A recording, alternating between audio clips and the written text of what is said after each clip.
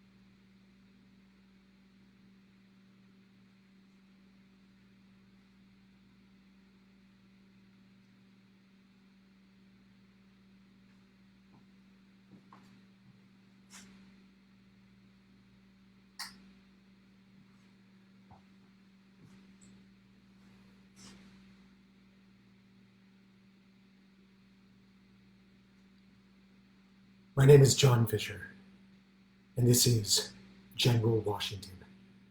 This is a tale of the 18th century, a century lit only by fire.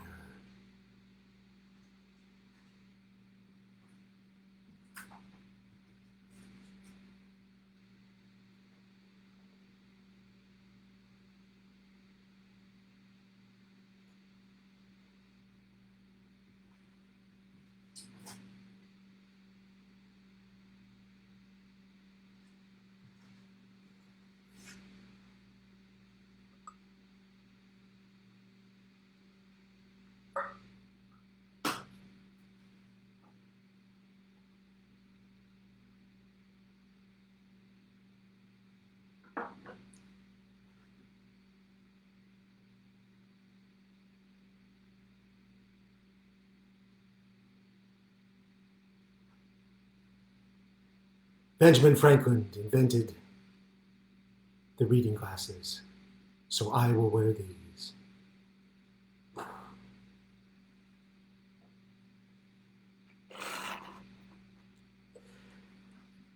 I'm a gay playwright. That's what I am. I call myself a gay playwright. Now, many playwrights who are gay don't call themselves gay playwrights. They don't want to be pigeonholed. They don't want to be ghettoized. They don't want to be cul-de-saced into only writing gay plays. They think that if they call themselves gay playwrights, that's what people think they can do, write gay plays only. There are a lot of people like this. For instance, Tony Kushner, who's a very famous playwright. He wrote the brilliant masterpiece, Angels in America. He doesn't pigeonhole himself as a gay playwright. As a matter of fact, he wrote a screenplay for the movie Munich and had nothing to do with being gay. But I have another friend who writes all kinds of plays, not just gay plays, but he says, yes, I am a gay playwright.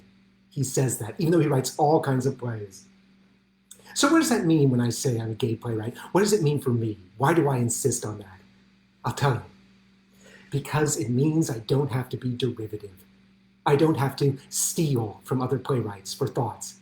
You see, my father wanted me to be a playwright. He wanted me to write things. He encouraged me all through grammar school and high school. He loved the things that I read. He would laugh and laugh and laugh when he heard them. He said, you have to be a writer, you have to be a writer. But when I started writing full-length plays in high school and college, they didn't sound like my plays. They sounded like Neil Simon plays or David Mamet plays or Howard Barker plays. These were my idols. And that's what my plays sounded like. I was being derivative. I didn't have my own voice. They didn't even sound like good Neil Simon. They just sound like bad Neil Simon or watered down Howard Barker. I didn't have my own voice. And then I came out of the closet and I lived with my wonderful husband, Michael. I lived with him for 4 years and then I started writing plays again. And suddenly it was easy. I could write and I had a voice. I had a gay voice because I'd found myself. I'd found my way of writing. Well, the irony is that my father, when he finally saw me writing plays, he didn't always like the subjects I wrote about. I mean, he liked the characters and the situations, but he didn't like the gay stuff so much. So it's so funny that in the process of becoming what he wanted me to become, I also kind of lost him a little bit on the subject matter. He was riding the subway home with my friend Jenny one day. They were both commuters, and they got talking, and they both seen all my plays. And finally my father said, well, you know, John just writes those plays, you know. He just writes those plays to make fun of me. That's what he said to Jenny. My father would say things like that. He didn't really mean them. He was just trying to get a laugh, just trying to be fun. That was my father. He would say obnoxious things, but he was essentially a good guy. My parents did a great job with us, a great job. They used to take us on trips, adventurous trips, things that they thought we should see. And one time they took us to New York City when I was 13 years old. And my older brother and I loved it. We loved it because of live theater, Broadway theater. We thought it was great. And the museums. We loved the museums. And the first one we went to in New York was the Metropolitan Museum of Art. And there was something that my brother and I loved. My brother and I were obsessed with war. We loved war movies. We loved war books. And there was this massive painting. It was Lutz's painting of Washington crossing the Delaware. Look at it. Look how big it is. Look how brave Washington looks. It was amazing. It was like a whole movie in one picture. My brother and I just stared and stared at it. We loved it. And it started my obsession with Washington. Look at that guy. What a great painting. What a great story. What a great man.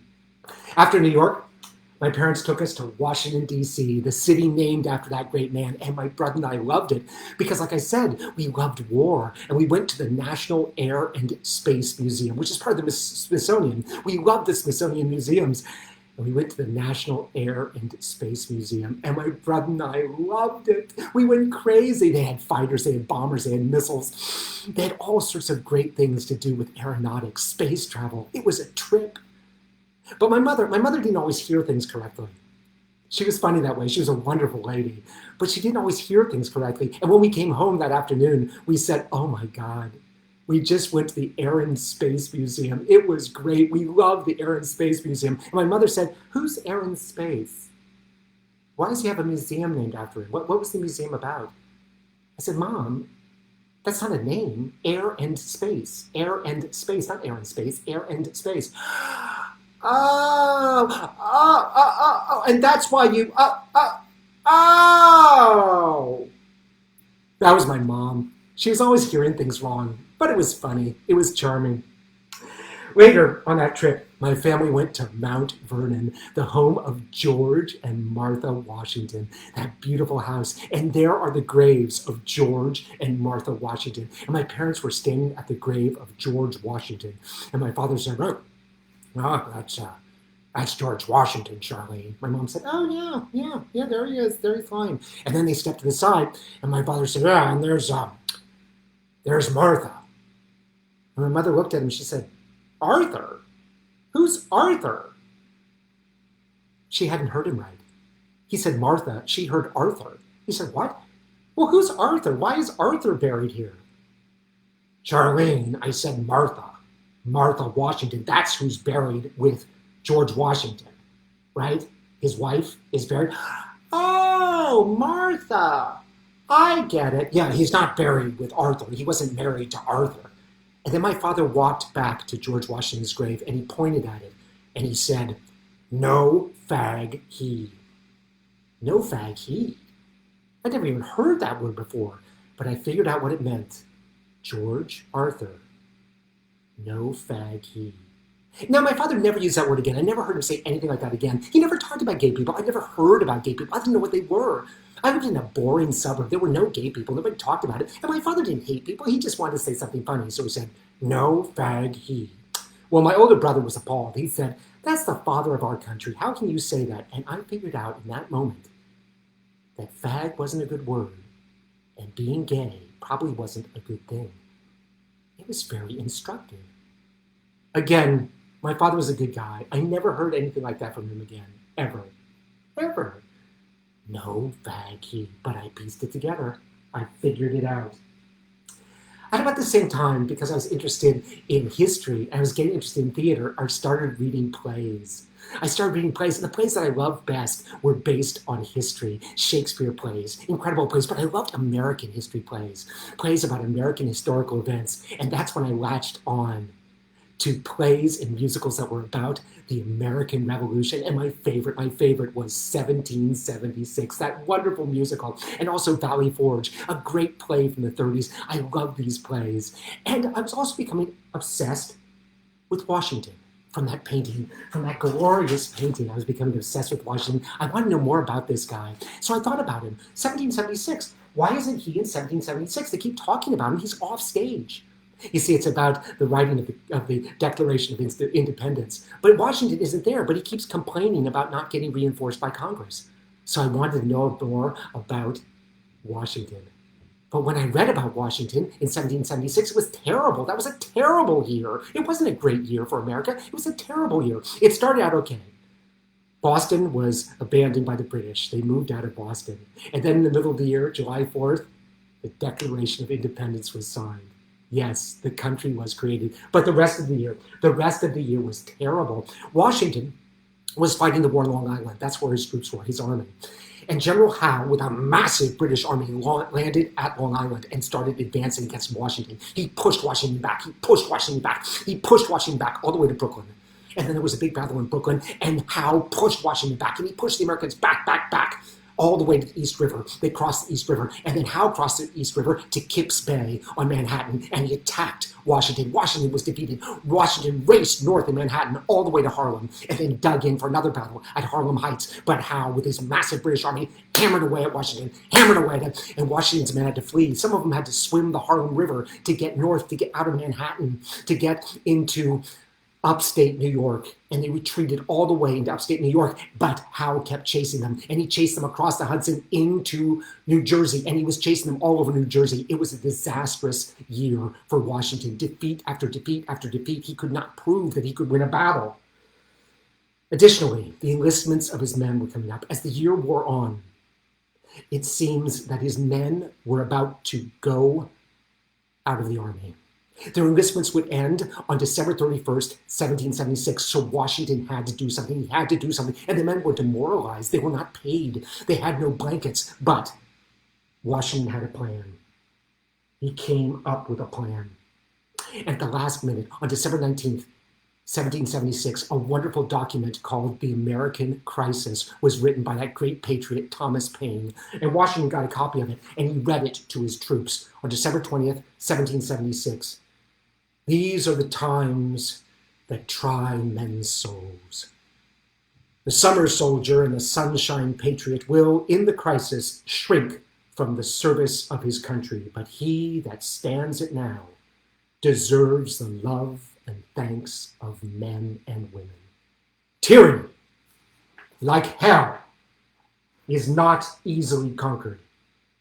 Yet we have this consolation with us, that the harder the conflict, the more glorious the triumph. Inspiring words from that wonderful patriot who was later executed by the British, Thomas Paine.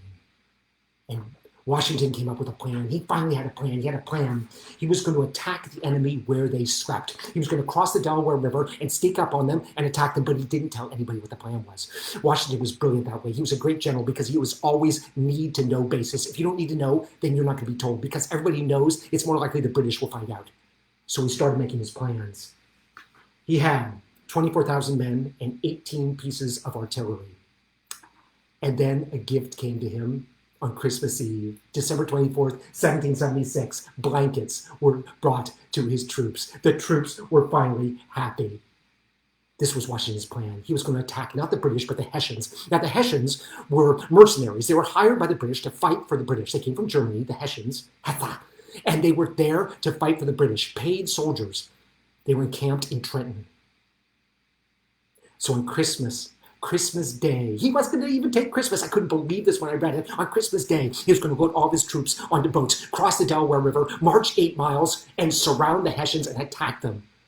I couldn't believe it. They were going to fight on Christmas Day. No presents, no Christmas breakfast with pancakes, no Christmas tree. They were going to fight. I was so impressed. I loved Washington. I loved him. So, on that day, Christmas Day, 1776, he was going to launch his assault. And if the attack on Trenton worked, if he defeated the Hessians, he would then attack the British. Because he'd have confidence, because he'd have the support of his men, he'd have proved himself against the Hessians, he would attack the British at Princeton, the next town down the line. Washington arranged for Durham boats to be brought to the landing opposite his camp. He didn't tell anybody what they were for. And on Christmas Day, in the evening parade, the men gathered at 4 p.m. and then Washington had ammunition handed out, and the men knew they were going to fight. And the spirit rose in them. They were so excited. And then they marched. They marched down to McConkey's Ferry on the Delaware. They still didn't know where they were going to go. And it was raining. It was beginning to rain. It was a light drizzle. And then it became a rain. And then it became a hail. And then it became a driving hail. And then it was snow, and then it was a full-fledged blizzard. They were in a blizzard, but Washington was determined. He didn't care. It was Christmas Day. And he didn't get his men down as quickly as he wanted to. He wanted to depart right after dark, but they didn't get there until 6 p.m. It was already past dark. And the ice was filling the river. The Delaware River was almost solid with ice. How would they get across? How would they get across? Washington said, we are crossing the Delaware. And to prove it, he got into the first boat, and I saw him there in that glorious painting, that Lutz painting in the Metropolitan Museum of Art. There he was, Washington, George Washington, with that huge coat and his hat. There he was in the front of that Durham boat, the Durham boat that had been brought to him, that sturdy boat. There he was in the front, with it drawn across his chest, headed off, chest out, into the Delaware, into the ice and the wind and the blizzard and the snow, and they had crossed the Delaware, and his men were pushing the ice away, and the ice kept jamming up, it kept jamming up. It made it almost impossible to cross the Delaware, but they kept pushing the ice away and rowing and pushing and rowing, and there was Washington in the lead boat, headed across the Delaware, headed his men, and when he got to the other side, he disembarked his Virginians, and they cordoned off that side of the river. They created a beachhead so that the other men could come across, not worrying about being attacked by British or Hessians. They came across, the next group of men, they made it, but then the artillery came across. It was very heavy. All 18 pieces, they were very heavy, and the boats were getting jammed in the ice. They couldn't get through the ice. The ice kept jamming up. They had to push the ice aside. They had to row through the ice, row through the ice, row through the ice. It took all night. He was hoping to get everybody across by 3 a.m. They didn't get all the artillery across and unloaded until 4 a.m. Could he do it? Could he make it? He had to attack the Hessians at dawn. So, now he had to march to Trenton. He divided his force into 2 columns. Many of the men didn't even have shoes. They were barefoot. Some of them were just wearing rags on their feet for shoes, nothing. He divided his force in 2. One half of the force, to confuse the enemy, would advance on the river road. The other would advance on the Pennington road. And they would advance towards Trenton and encircle the Hessians. And they divided. And they spread out, the one from the other, advancing on Trenton. Now, Colonel Rahl, commander of the Hessians, had gotten word that Washington was coming. He knew that he was coming. He knew that he was coming. But coincidentally, very oddly, some patriots who had nothing to do with Washington attacked the Hessian headquarters that night, Christmas night, and the Hessians drove them off. So the Hessians thought that they had defeated Washington. So Colonel Rahl told them that they could go back to their barracks and celebrate Christmas. And they were in their barracks drinking and partying and snoozing and enjoying Christmas. And all night long, Washington's men marched through the snow barefoot, 8 miles through the driving blizzard to arrive at Trenton. And then they divided and surrounded the barracks of the Hessians. They took out their muskets. They loaded them, and they opened fire. And suddenly, the Hessians inside the barracks were terrified. Somebody was shooting at them. They ran to the windows. They tried to return fire. But they were being murdered. So they ran out into the square to fight off the Americans, but the Americans were dug in. They were hidden behind things, and they unleashed a merciless volley, one after the other, on the Hessians. And then Colonel Rahl took half the force out to a square outside the town, and he formed them up in line of battle, a huge line of Hessians, and they started advancing towards the Americans. But the Americans weren't standing out in the open. They were behind trees. They were behind wagons. They were behind the barracks, and they were firing under cover. And the fire was merciless, and it was a suicidal charge of the Hessians. They suicidally advanced into the American fire, out in the open, exposed, and they were mown down. And Colonel Rahl was killed. And Washington had his first victory. He defeated the Hessians. Those who weren't killed were captured.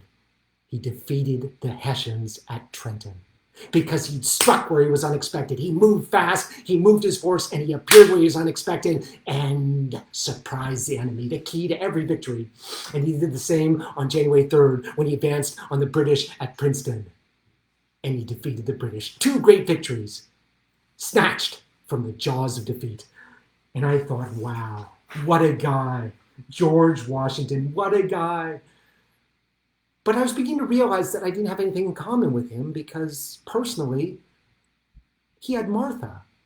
I'd never have Martha. I might have an Arthur, but I never have a Martha. And I knew I was different. And if I was going to find heroes, even if they're going to be war heroes, I had to find heroes that were somehow like me. I admired Washington, but I needed to find somebody who was more like me. Somebody who had those secret desires, those things I'd only begun to hear about. And Washington was not that man. Soon, I was off to college.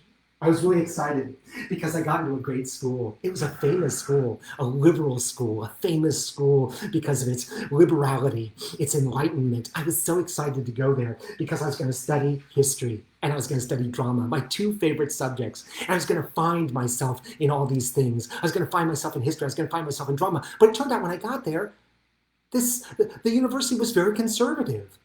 The faculty were all male. They were all straight. And it was a very focused course of study. It had nothing to do with me and what I was discovering about myself. There were no role models for me. In drama, even in drama, there were no role models. We read Ibsen, we read Chekhov, we read Shaw, great playwrights, but there was nobody gay in these plays. We even read Shakespeare, but never talked about the gay characters. We read Merchant of Venice, but we never talked about anything but Shylock. We never talked about the title character, the Merchant of Venice, who is Antonio, who is a gay guy. He's a gay guy who's thwarted in love. It's a very sad, sad story. We never talked about that. I couldn't find myself in the drama department. I couldn't find myself in the history department either, because we always studied people I couldn't relate to. Engels, Marx, Lenin, Stalin, the Tsars, Bismarck, the Kaisers. I couldn't relate to any of them. And I think the whole thing was characterized by a painting, another painting of Washington, which hung in the school library by Lutz. It wasn't Washington crossing the Delaware, it was another painting. It was Washington at Monmouth, another battle. There was Washington on a horse.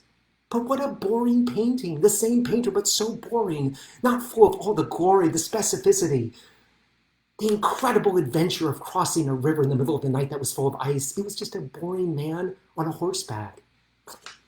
My school wasn't stimulating me in any way.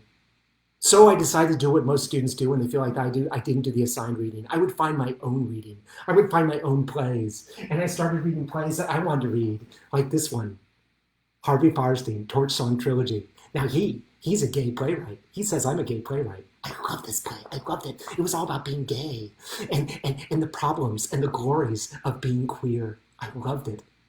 And as I read more and more about European history, especially the 18th century, I found a hero.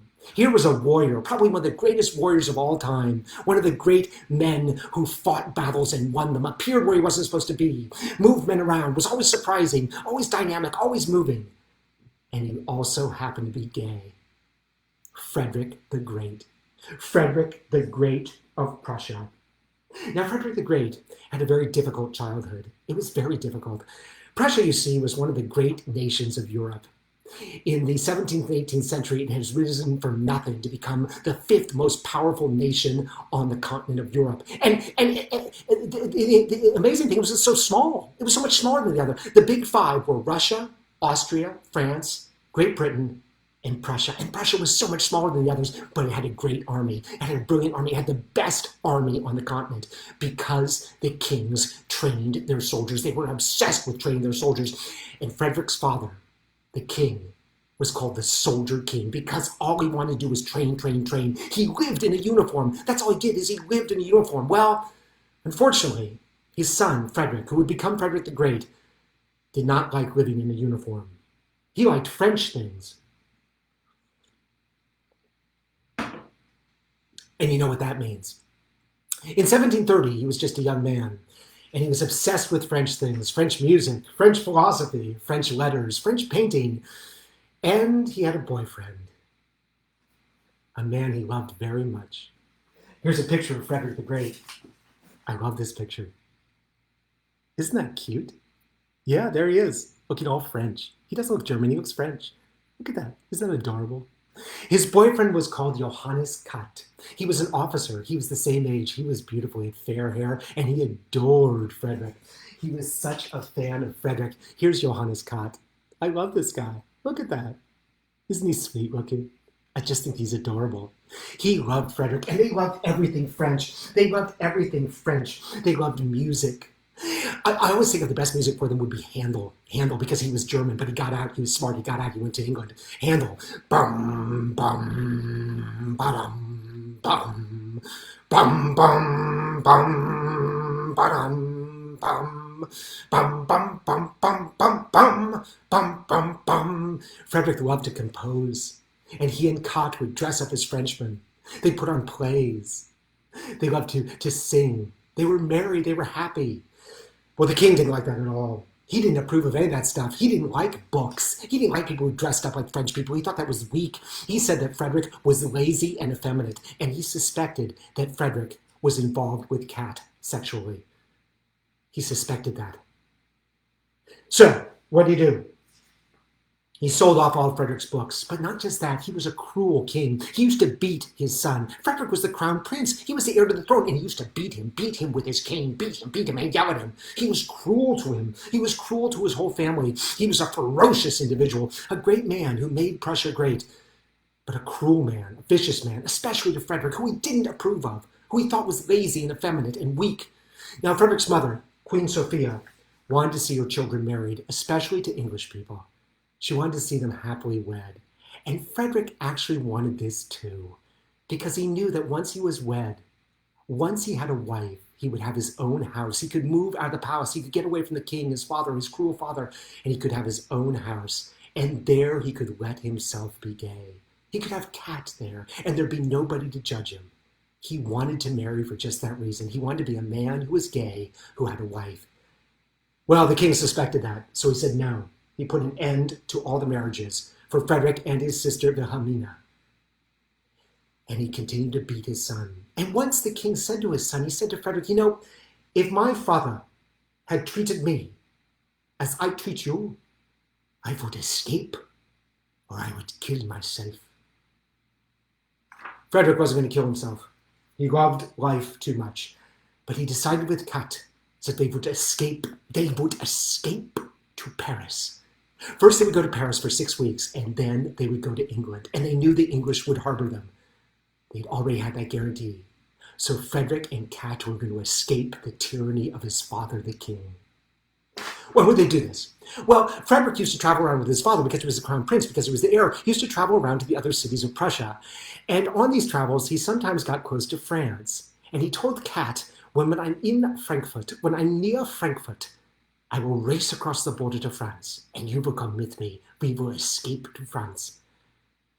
So he was on a tour with his father, touring the parts of Germany, of Prussia, that they needed to visit to convince the people that the Prussians were still strong. And they went to the battlefield of Blenheim. And I love this because even though he was gay, he realized at the battlefield of Blenheim that he was a warrior. He was inspired by the Duke of Marlborough and Prince Eugen, who had defeated the French at Blenheim. He was inspired. He was a warrior and he was gay. So, one night, he decided to sneak away. He got up very early in the morning, at 4 a.m. He went out to the stable outside where his father was sleeping, in a farmhouse. He got his horse. He mounted his horse. And he started to race for France. But suddenly, one of his father's generals, General Rokow, appeared. Where are you going? What are you doing on that horse, Frederick? I thought we were getting an early start. We are not getting an early start. Get off the horse. Put it back in the stable. Go back to bed. He'd been caught. Would he tell the king? Would Rokow tell the king? Yes, he told the king. He told the king that Frederick had tried to make an escape. The king was blind with fury. He'd never been this angry at Frederick. He woke Frederick up. He began to beat him. He beat him. He was beating him with a stick, beating him. And then he drew his sword. And he was going to run Frederick through with his sword. But Rokow stepped between them and said, you cannot kill your son. He is the crown prince. He is your heir. You cannot kill him. So the king put his sword away, he picked up his stick again, and he beat Frederick on the face, repeatedly, beat him, until Frederick was blind with blood flowing down his face. The king was furious. He also knew that Kat was involved. So he told Kat's colonel to take care of him. Kat was in the army, and he told his colonel to take care of him. Well, Kat's colonel said to Kat, you've got 24 hours. What he meant was that Kat had 24 hours to get out of Prussia, to flee, to get away from the king's wrath. He didn't take the opportunity. Like Socrates, an act of suicide almost, he stayed in Prussia. He stayed in Prussia to be with Frederick. Well, the king was insane. This was his reign of terror. He beat his family. He beat Frederick. He beat his daughter Wilhelmine. He even started to attack the small children, and their nurse stepped in front of him and said, you leave these children alone. These are small children. You leave them alone. Only then did he stop beating his family, and then he started beating Kat. He was ferocious, furious at what Frederick had contemplated doing, fleeing. Frederick the Great was locked up in the castle of Kustrin as punishment, isolated, no music, no friends, no visitors. And a tribunal was formed, a military tribunal, to try Frederick and Kat for treason, for their attempted escape. Kat revealed nothing. He didn't answer any questions. He said nothing. He admitted to nothing. And Frederick did the exact same thing, admitting to nothing. He even laughed. He joked. He was singing songs. He couldn't take it seriously. He'd been caught, but he couldn't take seriously the punishment. Kat received a sentence from the tribunal. They decided that he would be sentenced to life in prison. He would have to spend the entire rest of his life in prison. They said they couldn't pass judgment on the crown prince. They couldn't pass judgment on Frederick because he was the heir to the throne. It wasn't within their power to pass judgment on him. So they gave judgment back to the king. The king would have to decide. Well, the king decided two things. First of all, he said he was not going to put Kat in prison for life. He was going to have him executed for high treason. Kat's family was devastated. Kat's father was one of the king's generals. He appealed to the king, please, please have mercy on my son, please, please. The king said, no. Your son, Kat, Johannes Kat, must die.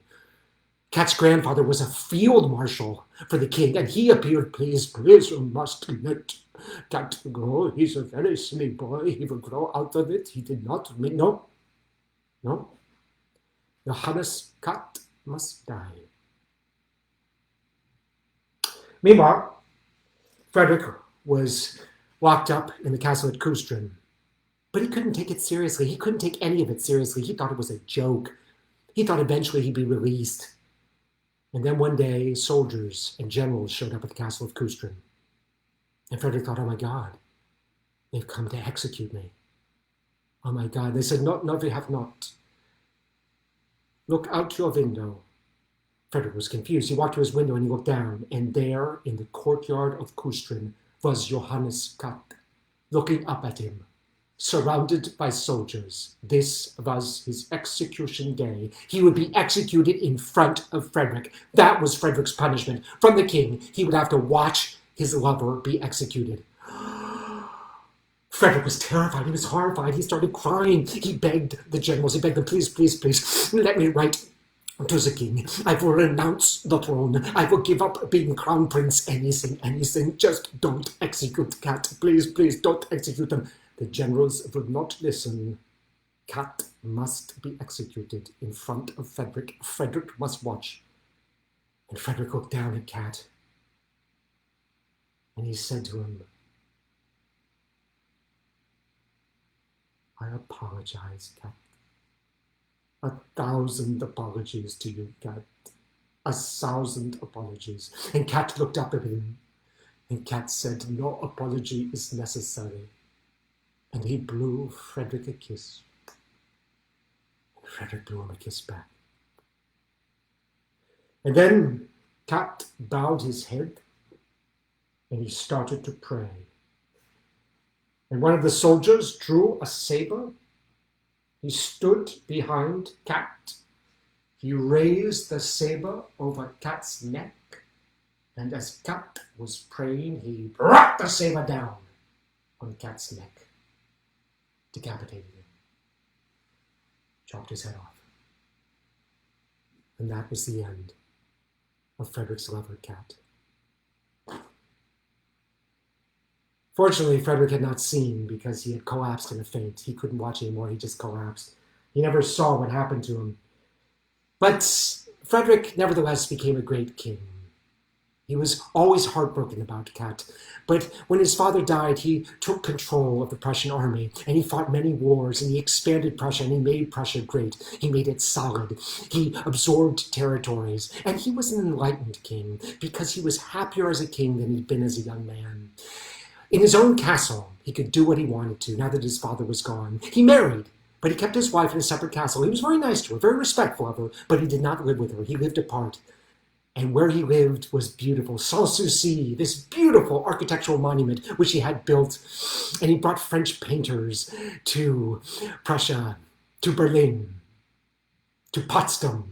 And he brought French philosophers, and he wrote to Voltaire, and he had music, and he composed, and he lived a wonderful life. And he always lived openly gay, separate from his wife, married, but openly gay. And he was an enlightened king. He was a wonderful monarch. He trusted the courts. He didn't always agree with the people's courts, but he trusted them. He let them do what they thought was just. And he made Prussia strong. Great warrior, great king. And in my view, a wonderful man. But there was a problem. And the problem was that he was Prussian. And nobody could relate to my interest in Frederick the Great. Nobody could relate to me turning him into a hero because he represented the birth of German militancy. All the way through to the most horrible dictator, Adolf Hitler. And Hitler worshipped Frederick the Great. And those were the associations everybody had with this gay warrior, that Hitler worshipped him. And I'm sure Hitler didn't think twice about the gayness. Hitler didn't know he was gay, probably. Hitler just ignored that fact. But I couldn't turn this guy into a hero because nobody would ever want to talk to me about him. I'd just be considered strange. So I needed someone sympathetic. I wished it could be Washington. Washington was wonderful.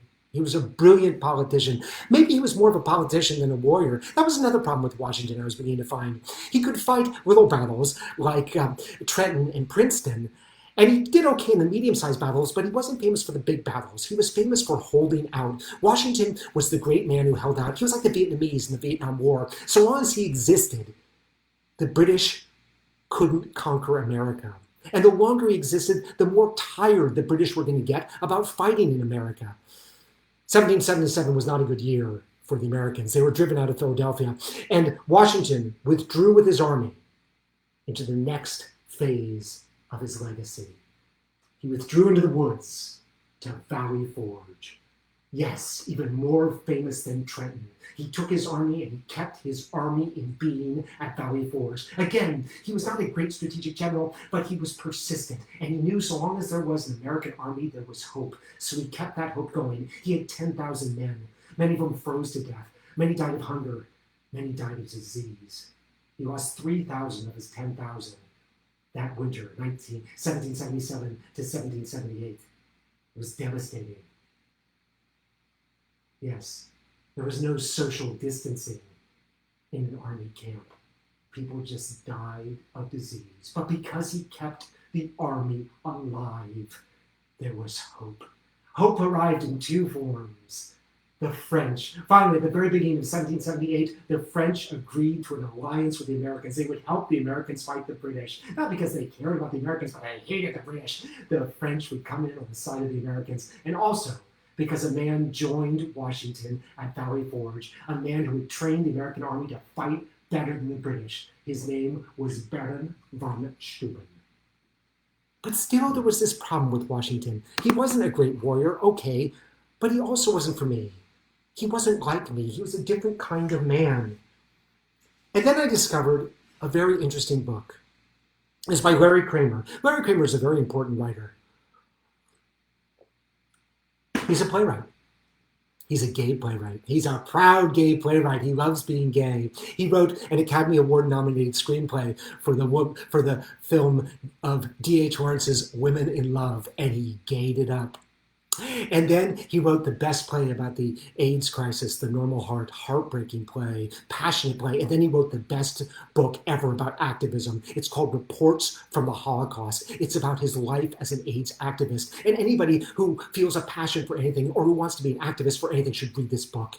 It will inspire you. It is incredible. He rails against Reagan. He rails against Ed Koch. He says the government is trying to kill gay men with this disease. That's why they're allowing it. That's why they're encouraging AIDS. It is an amazing book. All of his writing is. It is so passionate.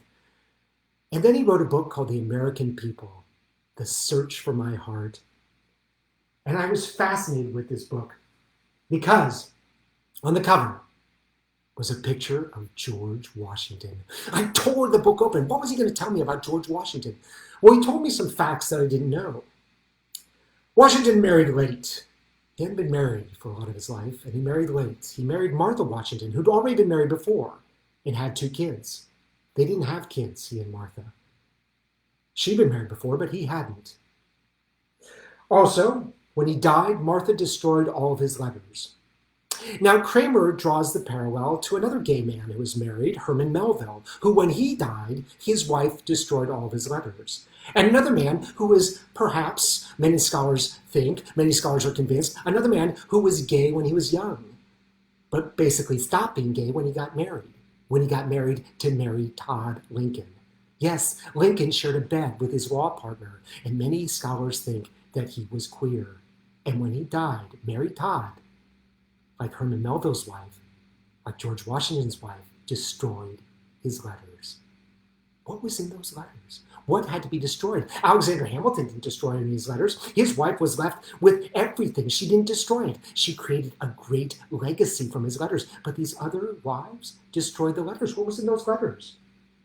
Also, it was a crime, sodomy in the United States. As a matter of fact, the British used to export sodomites to the United States. It was a hanging offense in Britain, and they would send them to the United States, just as they sent prisoners to Australia. They would send sodomites to the United States, but it was also illegal here. It was a hanging offense. But at Valley Forge, Washington looked the other way.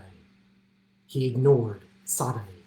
He ignored sodomites at Valley Forge. He didn't hang one of them. Also, Washington was surrounded by a lot of gay men. Alexander Hamilton, for instance, was bisexual. His biographer, Ron Chernow, who wrote the book that the musical is based on, Hamilton, he says that Hamilton was bisexual. And Hamilton was a great friend of Washington and a great helper to him. Hamilton's boyfriend was Jack Lawrence, another man who was always around Washington, another gay man. There were a lot of young officers always around Washington at Valley Forge. He slept with them. He slept in the same bed. They slept naked in the same room. Also, the Marquis de Lafayette, who was only 20 years old when he came over here from France to help the Americans fight. The Marquis de Lafayette became Washington's boon companion, the closest man in his life. And Washington always said in public, he said that Lafayette is the man I love. The man I love. He also had a reputed affair with his next-door neighbor, Thomas Fairfax, as a child. When he was growing up, he had an affair with his neighbor, a full-grown man, Thomas Fairfax. These are facts. Facts that I never heard of. Now, Kramer is quite a firebrand, and he was interviewed by the New York Times when this book came out, and they said, you know, there's a lot of things in here which are really interesting, you know, what you say about Martha and all the gay guys who are around, and that's interesting, but there's also a lot of exaggeration. How are we supposed to sift the wheat from the chaff? I mean, and Kramer just explodes. He explodes. He says, I don't need proof. I've got plenty of proof. I have gaydar. I can just look at it in the store, figure out Washington and say, he's gay, he's gay. Now, gaydar is what we use to spot gay people. You don't have to be gay to have gaydar. I mean, if you see somebody walking down the street and you can tell they're gay, that's gaydar. But Kramer is saying this in reference to somebody who died 200 years ago. He's saying, I have gaydar and I can tell he's gay. How? How?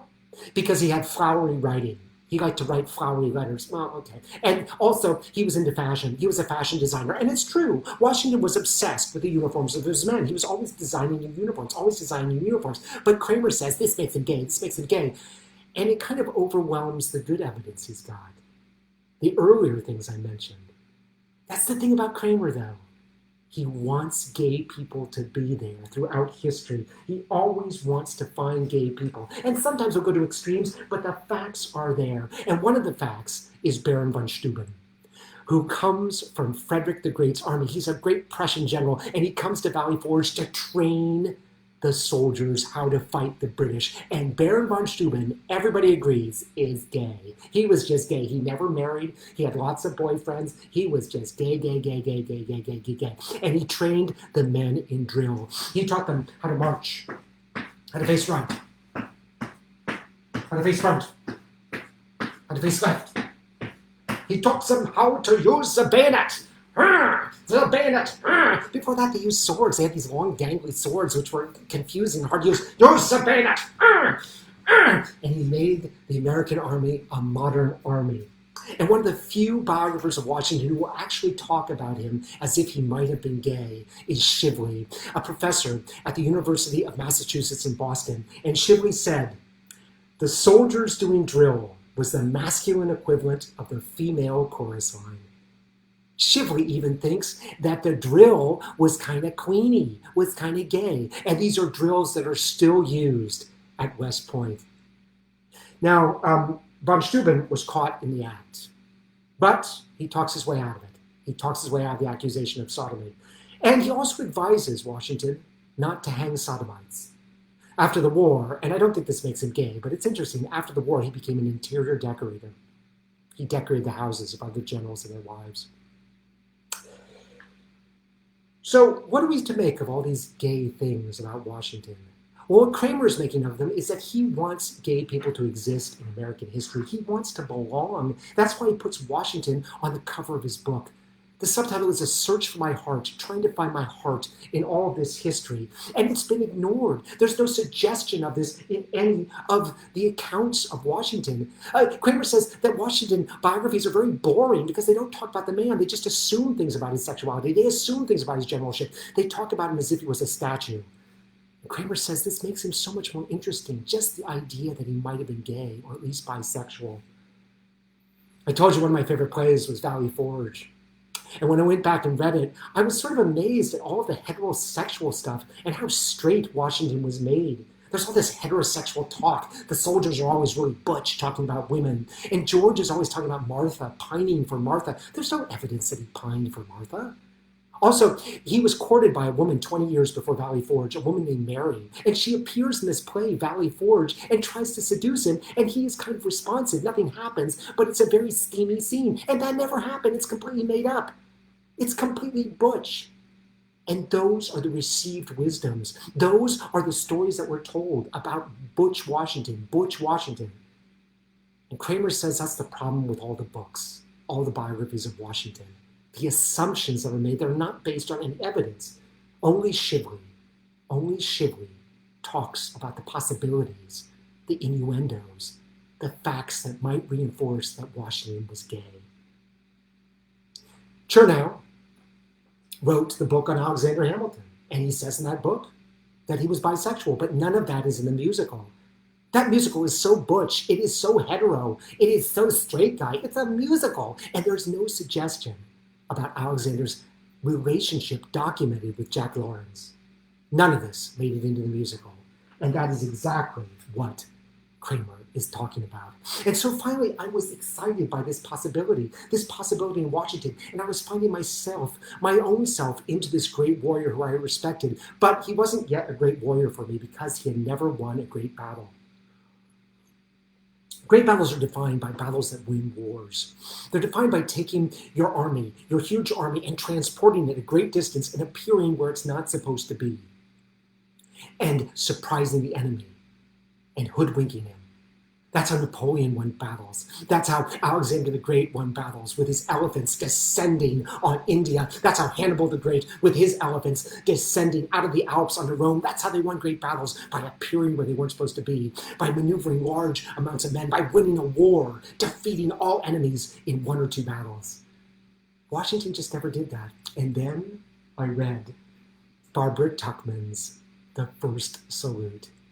And she gave me, just as Kramer had given me the possibility of gay Washington, she gave me a great Washington, a great fighter Washington. This book is amazing. It's the best book about the American Revolution.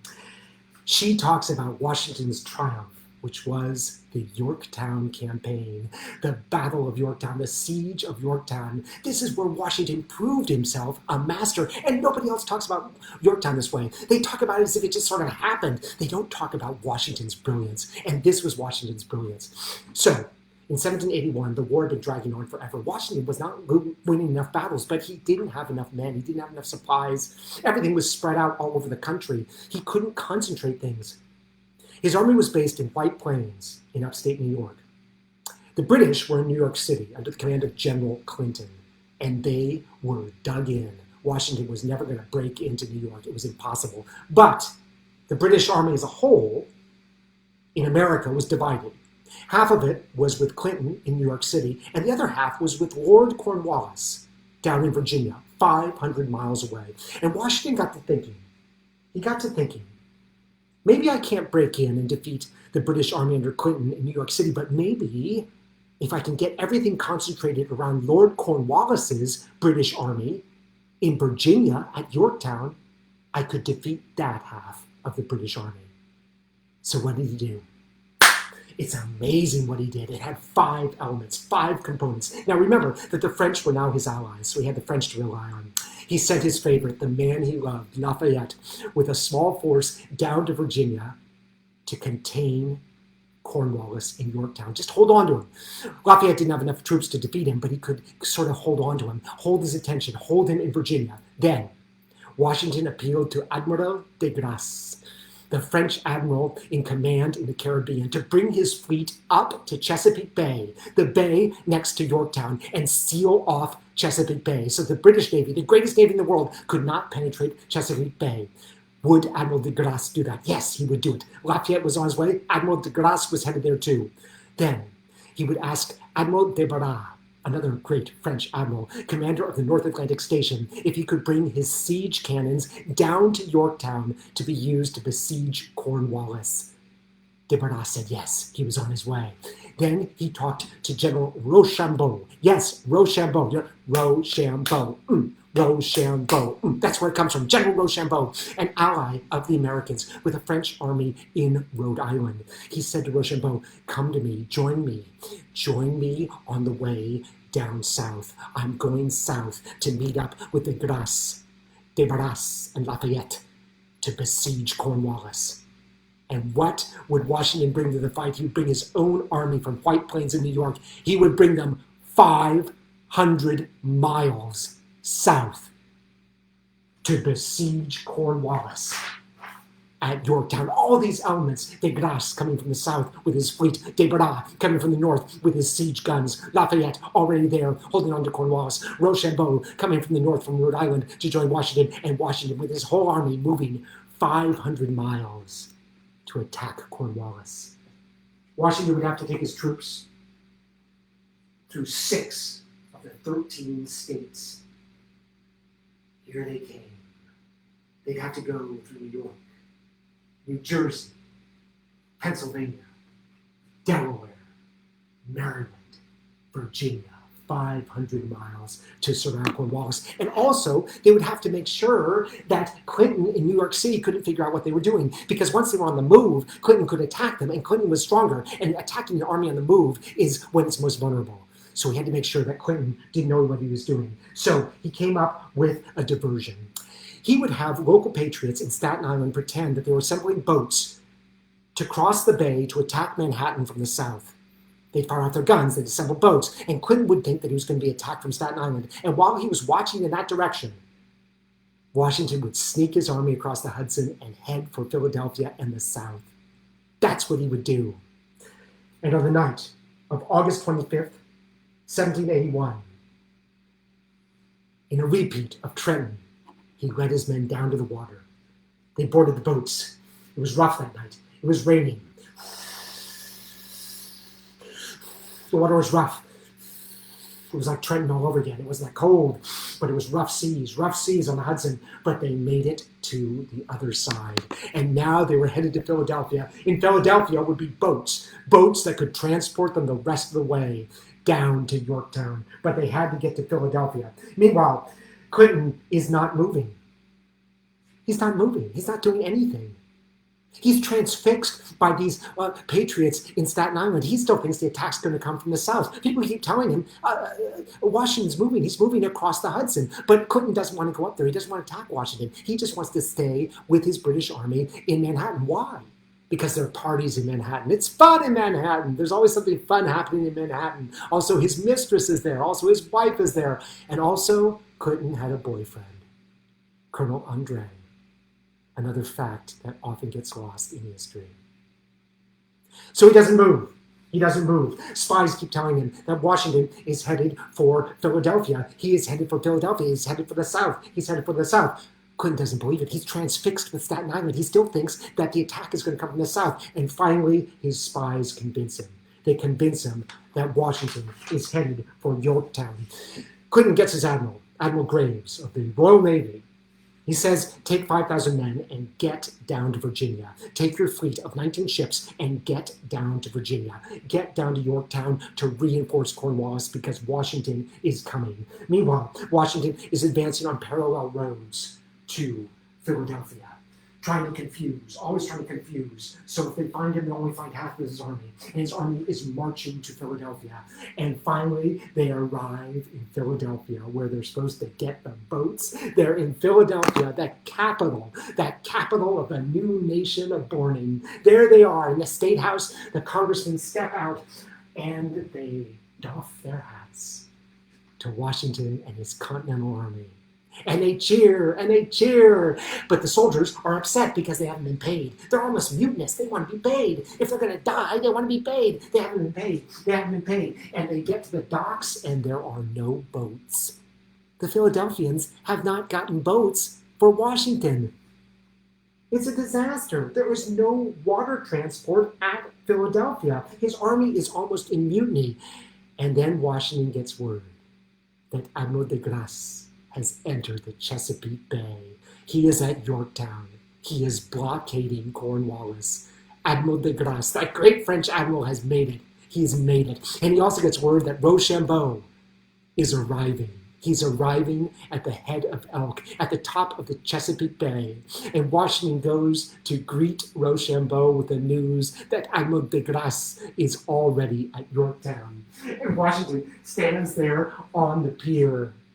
And he waves his hat, and he waves a handkerchief, and he bounces up and down the pier so gaily, so happy. He loses all restraint. This very proper man, George Washington, loses it all and hugs Rochambeau, because now his force is combined with Rochambeau, and de Grasse is at Yorktown.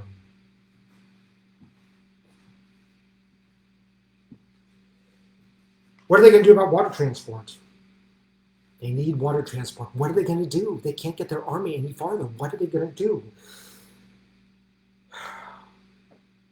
Meanwhile, Admiral Graves with the British fleet has arrived in Chesapeake Bay, and he sees to his astonishment this huge French fleet, 28 ships. Graves only has 19, but he's got the 5,000 men that he's got to deliver to Cornwallis. He doesn't know what to do. So he decides that he's going to attack. He has the advantage. The wind is with him. He has a downwind. He's got it behind him. He's going to attack. He's going to attack the French, but he's not bold enough. He squanders his advantage by sticking to the Royal Navy regulations.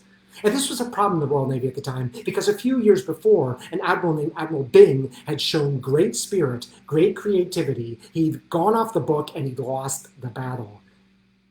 And the Admiralty hung him. They strung him up.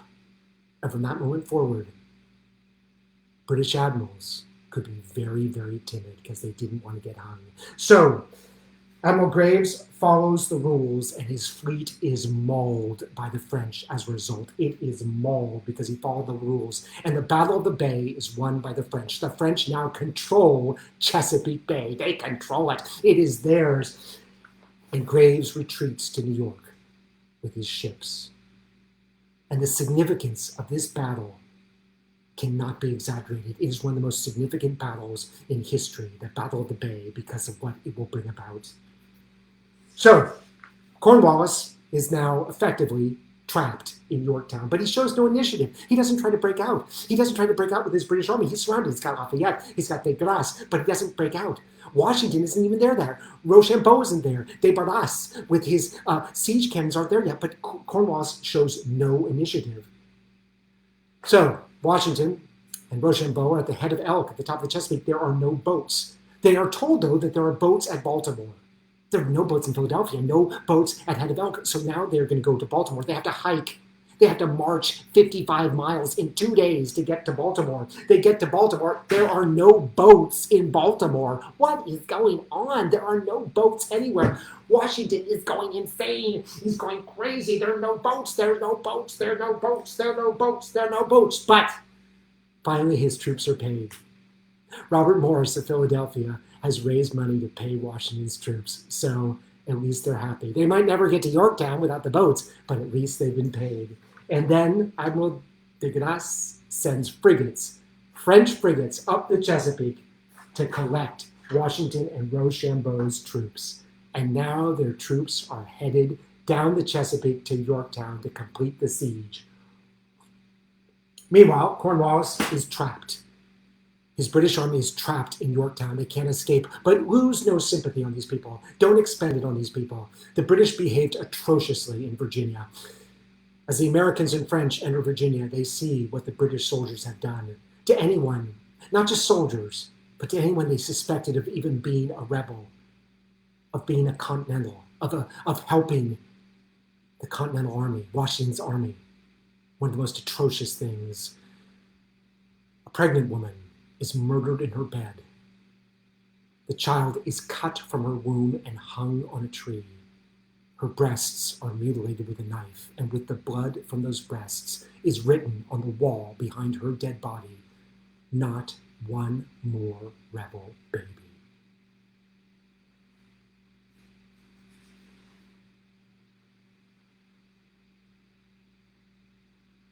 So, Washington finally arrives on the frigate, and he wants to meet Admiral de Grasse. He's so happy that Admiral de Grasse has made it there, but he's got questions for him. He wants to know things from Admiral de Grasse. So he and Rochambeau and Lafayette go to Admiral de Grasse's flagship, the Ville de Paris, and there's Admiral de Grasse at the top of the gangway, and he greets Washington, and he throws out his arms, and he embraces him, he kisses him on both cheeks, and he says, "Mon cher petit général," my dear, dear, sweet little general. Washington is huge, he's tall, but this Frenchman is not to be outdone. He's so happy to see him. And Washington says, "Are you going to stay?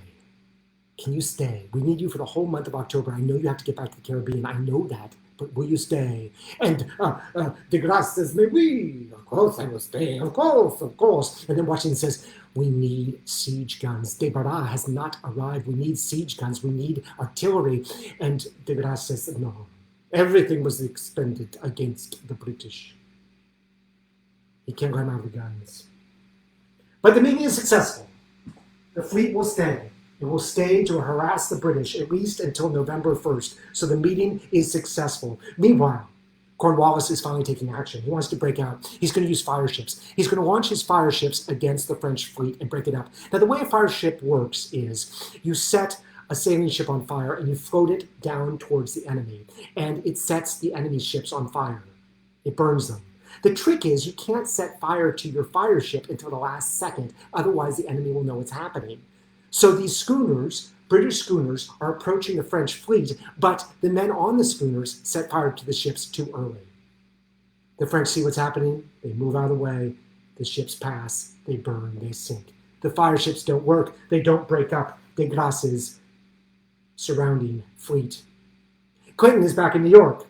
Graves has gone back to New York, and their whole councils, their whole council meetings. What are we going to do about Cornwallis? What are we going to do about Cornwallis? They don't take action. They don't do anything. They repair the ships, but they don't do anything. They don't send Cornwallis reinforcements. Why should they? There's too much to think about in New York. There are parties. The Prince of Wales visits, and they throw a huge party for him. They're too busy partying. They repair the ships, but they keep delaying. And Cornwallis keeps saying, "I need reinforcement. If you don't reinforce me, if you don't send the Navy back, I will perish. This part of the British Army will be overwhelmed." And then Desbarats, with his siege cannons, arrives. Desbarats brings his siege cannons to Washington, Rochambeau, and Lafayette.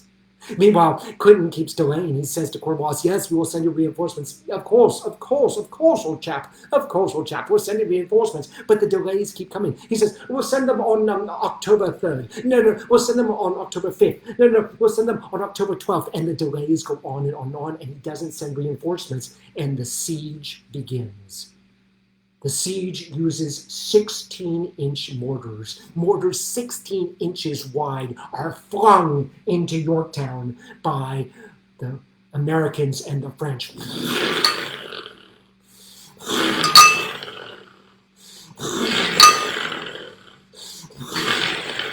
Flying into Yorktown. They are devastating. The siege has begun. The siege of Yorktown, the destruction of Cornwallis's army, and they're all there. All of Washington's friends are there. All of his gay friends are there. Von Steuben is there. He's there to train the Americans in how to conduct a siege. The Americans didn't know how to conduct a siege, but von Steuben knows from Frederick the Great, so he will train them. Also, Hamilton's there. Hamilton is given the honor of opening the siege. Hamilton, Washington's great lieutenant, and Hamilton's boyfriend, Jack Lawrence. He advises Washington. He's a close advisor of Washington. And of course, Lafayette, the man I love, is there leading a division of the American army. And the 16-inch mortars continue to launch as part of the siege into Yorktown.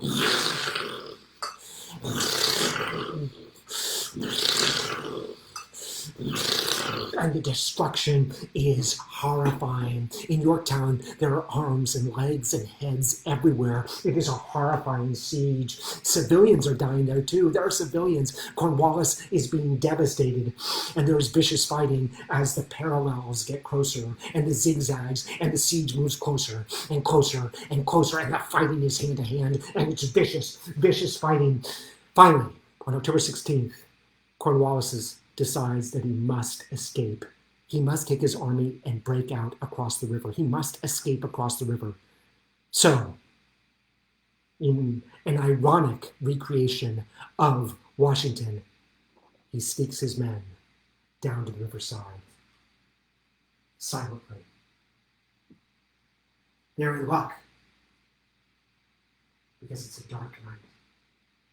It's pitch black. And they go out onto the river, to the York River. The British Army is going to break across the river to Gloucester Point.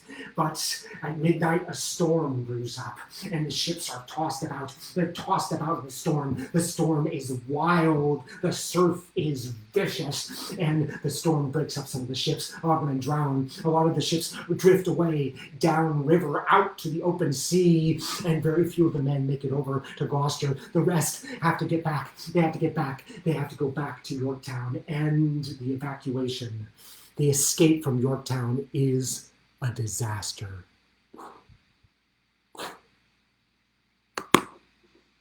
Cornwallis does not escape. But as the sun rises, much as Cornwallis suspected, on October 17th, 1781, the siege continues with the 16-inch mortars.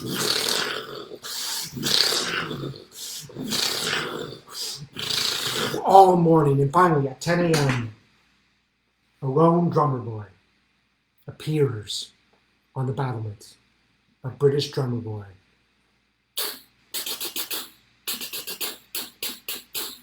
He has a message.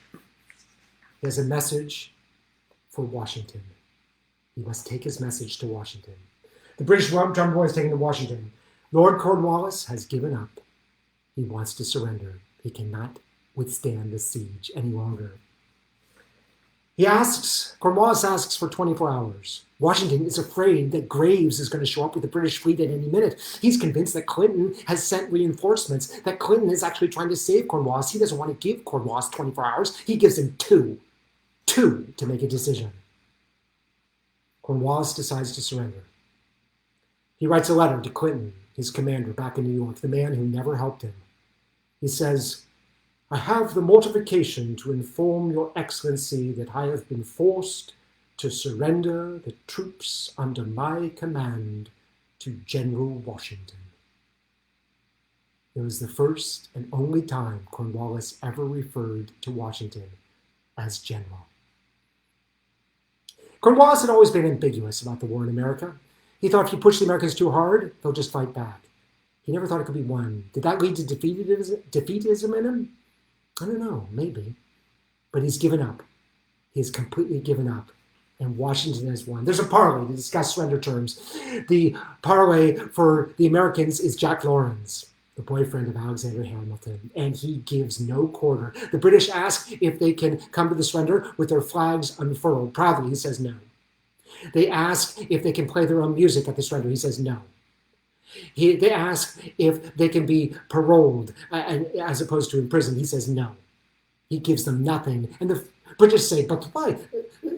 Why, chap, why are you so cruel? Why won't you give us these things? Surely we're entitled to some honor in this surrender. He said, no.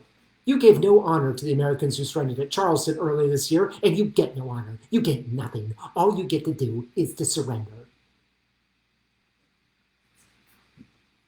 They drop the terms. Washington is nervous. He keeps thinking that Clinton's going to arrive in the bay with reinforcements, that Admiral Graves is going to come charging the bay to reinforce Cornwallis. So he quickly signs the terms of surrender and he sends them back to Cornwallis. He says, you have 2 hours to sign those and return them to me, or I will begin shelling you again with those 16-inch mortars. Cornwallis signs. He surrenders. On October 19th, 1781. And that is effectively the end of the war in America. The British have been defeated, and they march out. And it's a myth that they played The World Turned Upside Down, because that song had not even been created yet. They march out in despair. The British soldiers are bitter. The British officers are angry. They can't believe they've been beaten by these rebels, these stupid rebels, and the British refuse to look at the American soldiers. They look at the French.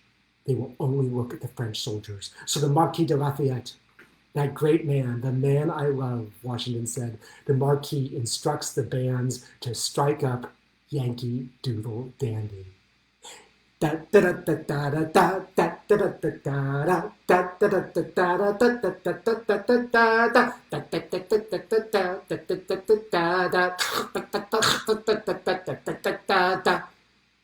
And finally, all the British, officers and soldiers alike, look at the Americans, the ones who defeated them. And it was Washington's greatest moment. He had proved himself a world-class commander. He had proved himself a Napoleon, an Alexander the Great, a Frederick the Great. He had proved that he could pull off a strategic miracle. He had moved forces from the Caribbean, from the North Atlantic, from White Plains in New York all the way to Yorktown, 500 miles. He brought them all together to overwhelm the British and win the Revolutionary War.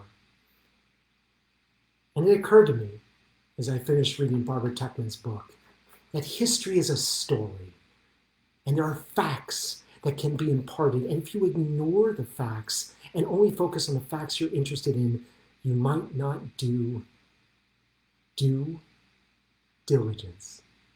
You might not celebrate somebody in their complexity.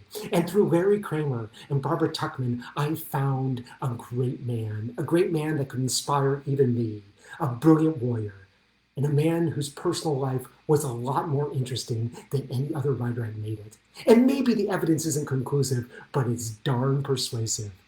I found my Washington. I found my General Washington. Thank you so much for joining me. This has been General Washington. And thank you for being here tonight. As you know, Theater Rhinoceros is presenting a lot of online programming. We have a play coming up this weekend, To Whom It May Concern, on Saturday night at 8 o'clock on Zoom. So check out our website, therhino.org. And we have another SCOTUS Gay coming up on Tuesday at 7 o'clock. So check out those programs. If you'd like to support this programming, this original programming, you can make a donation to our theater company on our website, therhino.org, therhino.org. I will be back next week with a new piece on Facebook Live called Cato, K-A-T-O. Until then, thank you so much for joining me. I'm John Fisher. This has been General Washington, and good night.